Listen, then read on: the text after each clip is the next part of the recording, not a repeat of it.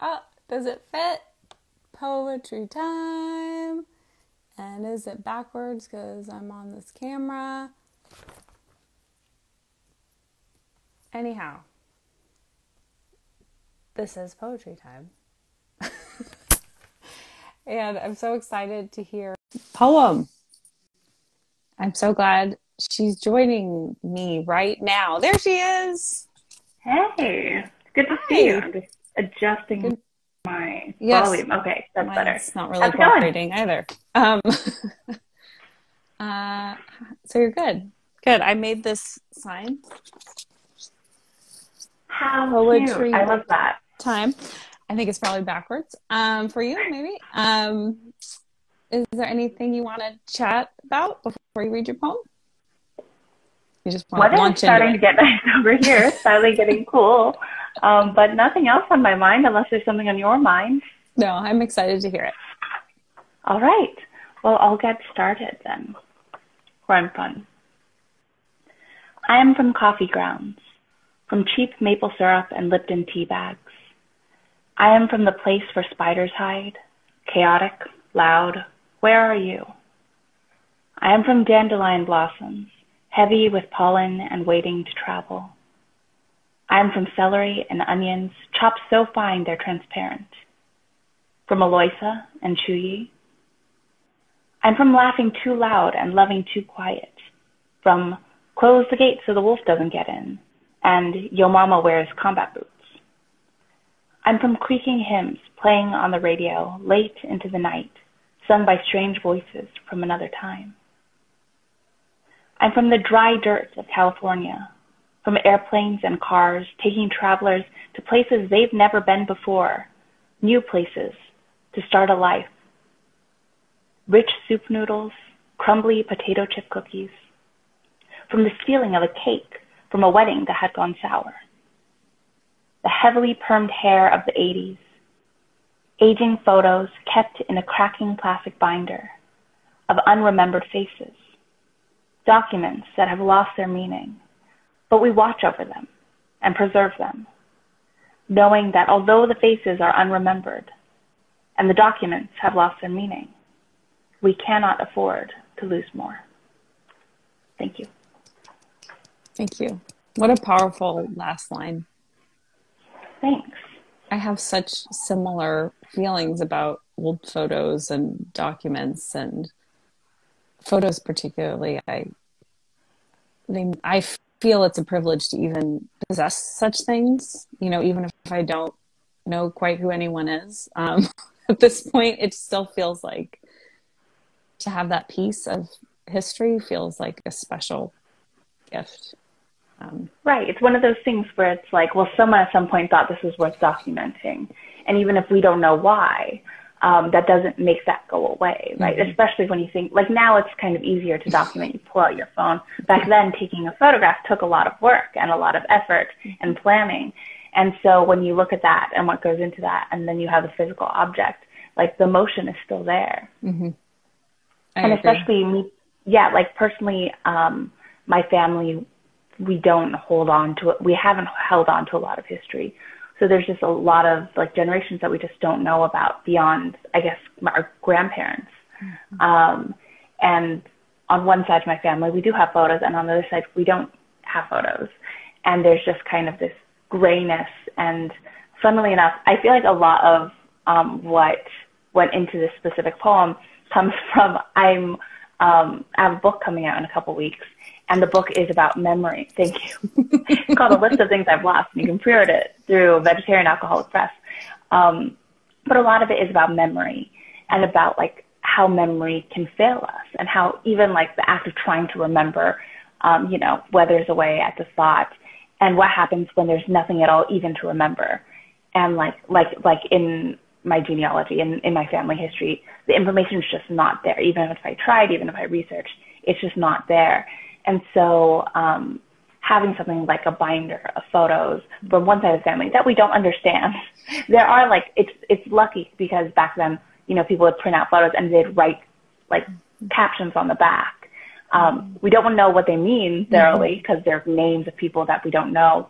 But that's still, it's better than nothing, right? It's like, okay, well, we have this, we have the date, more or less. But it is, I feel like a lot of that went into this poem, this idea of just moving countries or moving spaces, leaving family behind to like try to start anew. And when one person leaves their family behind to start anew, like the people that come after don't have that link anymore. Mm-hmm.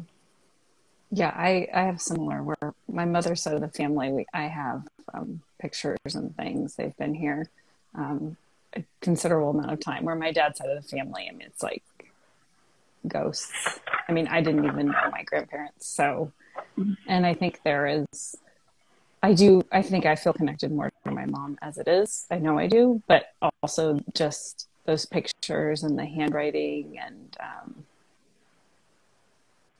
there's it sort of in some way I think highlights the miracle of all of this, that we're even here, that we exist. For sure.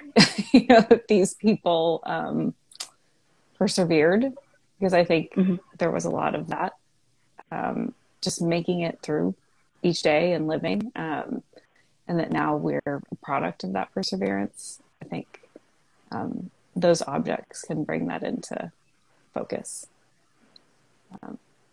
And the captions are very helpful. I've actually posted in my stories a couple weeks ago. We were going through photos and we found one. My husband's family, and it was someone looking like they were being crucified. And we were like, what is this? And there were people looking at this person on a cross being crucified. And on the back it said, Easter pageant, 1930 something. That is too funny. Yeah. Oh my gosh. Okay. I mean, that's why captions are important. Yeah.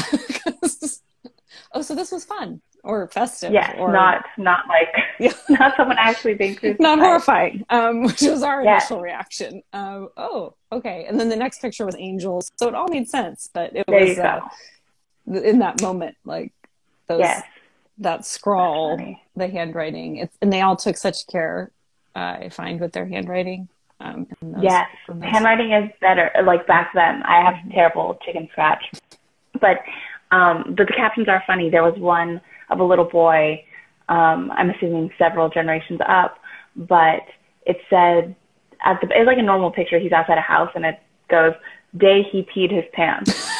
And I was just like, that's brutal. Like, you really wanted this to go down in history, in family history at least. This was that day. It hadn't happened yet, but it happened, that picture to happen the same day, and it's notable. So, gotta write it down. Wow. That's some serious, like, he never lived that. We all have family stories, you know, the stories that get told about us, and I fear that his was he peed his pants. And, and here's the photographic evidence. Photograph proof, I guess, of the day. Wow. Yeah. Anything else? I really enjoyed your poem, and what dirt of California? I'm from California, and the dirt, it's so dry right now. Yes. I'm also from California. I'm actually living right now in my childhood home due to pandemic reasons, which has also kind of been really interesting when thinking about memory. And I guess with this poem, like I grew up in California and moved to New York for a bit, and now I'm back. And like writing all these poems about memory, I was writing them in New York. So I was thinking about my childhood, but now I'm literally like kind of living it again. But I think one of the things that I really enjoyed about writing this poem, which, by the way, I love prompts. I love any kind of structure. I feel like you end up getting to bits of writing and thought that you normally wouldn't come up with if you didn't have the structure to kind of force you to come up with stuff. And one thing that I really enjoyed about writing this was the idea of like recipes. Like, I feel like that's what's been handed down, at least to me, from my aunt, my father's younger sister. My father taught me how to cook. But so he died about 9 years ago. So since then, like, it's his little sister who like kind of taught me how to do Thanksgiving. So I do Thanksgiving every year. But like I don't know how far back the recipes go, but it is kind of a shared thing, even if it's just shared among like the generation above me or the generation above that, of like, this is how we chop this. Because everybody has stuffing. Everybody does stuffing in a different way, right? But we do stuffing this way. And we do like sweet potato casserole this way, and this is how we do mashed potatoes. And I feel like that is so sacred to me. Like, there's a way that maybe our mashed potatoes aren't the best mashed potatoes in the world, right? Maybe if I really tried and, like, I don't know, read a million recipes, I could come up with a perfect mashed potato recipe. And that's great for normal dinner, but for Thanksgiving dinner, we have to do this one because that's what our family does. And I feel like that, to me, even though it's not, there are the memories of learning how to cook from my aunt and my father, but the memories of, like, I guess the rituals of preparing the food the way that everybody else prepares it, and then eating the food on the holidays or whatever. I think that is almost, it fills in part of the chasm of just not knowing. I guess we know more or less where we come from, but not knowing much about my family at all. But we still have these rituals. We still have kind of traditions, even though they're not super old, or who knows, they could be hundreds of years old. Maybe this is how we've been making stuffing for hundreds of years. But I think just having that, and, like, memory doesn't necessarily have to be something that is like a remembered memory that you've lived through, something that you remember. It can also be photos that you don't understand, that you keep, and then you pass on to the next generation. They have to keep and kind of wonder at it. Like, that can be memory too. Yeah. The little pieces, and garlic truffle mashed potatoes are not for Thanksgiving. They're for some other day. I agree. Yeah. It's like, this garlic truffle mashed potatoes sounds great. Yeah, but yes, not for Thanksgiving. And it's funny you say dress as stuffing, because I think that's maybe a Californianism, that because we don't stuff it in anything, but we call it stuffing. My husband is from Texas, and he's like, it's dressing. That's dressing. So you have not stuffed it in anything. And I'm like, if I hear that, I'm like, that's like for, like, salad dressing. Right. And so for us, and we had a conversation this Thanksgiving about how we don't make what he had. We tried a few times and no one really took to it. And so now we make this new kind. And he was saying, oh, this is what our boys are going to say is their family. You know, like, this is what they will eat, and it will make them think of home. Is this, like, Blue Apron recipe we got that we started making, and that will be home to them. That is so interesting. Yeah, like this idea of, I mean, you're creating memories for your children. I do not, I have a dog, I do not have children. Her memories don't last that long, and I don't think that they're that specific. But I think that's also another important thing to talk about when talking about family, is that, like, it's not, like, family isn't just, like, a linear thing. It's not a graph. It's like their lifetimes being lived, and, like, what your kids remember, like, that's going to be home for them because that's what they grew up with as home. And that they can change so drastically, especially, like, depending on what the world looks like, right? The world looks kind of different from what it looked like when I was growing up now. But, like, for kids right now, that's their normal. That's their life. That's all they know. Which has its pluses and minuses, right? A lot of minuses right now. But that's just, like, how reality shapes us. Yeah. I think we won't know what, my children are old enough to remember the before times. You know, we have friends whose kids are younger, and they won't, this is it. This is what they remember. And my children are old enough, and we talk about, like, what you're going through is hard. It's traumatic. We won't know in what way it is for a long time, but, you know, we all need to give ourselves a break. We are living through incredibly challenging times. And if we can find things to treasure during that time, things to celebrate, you know, hold them close. Yeah. And I think there's a lot of tradition to that too. Like, just, I know a lot of people are like, okay, well, the Spanish flu was 1920. So that is something our grandparents lived through, or our great-grandparents, depending on people's age, or parents, I guess. It's true. I can skew many ways. But it is, or like World War II. Like, my grandmother, like, fled her country during World War II. And, like, that, again, that was her normal.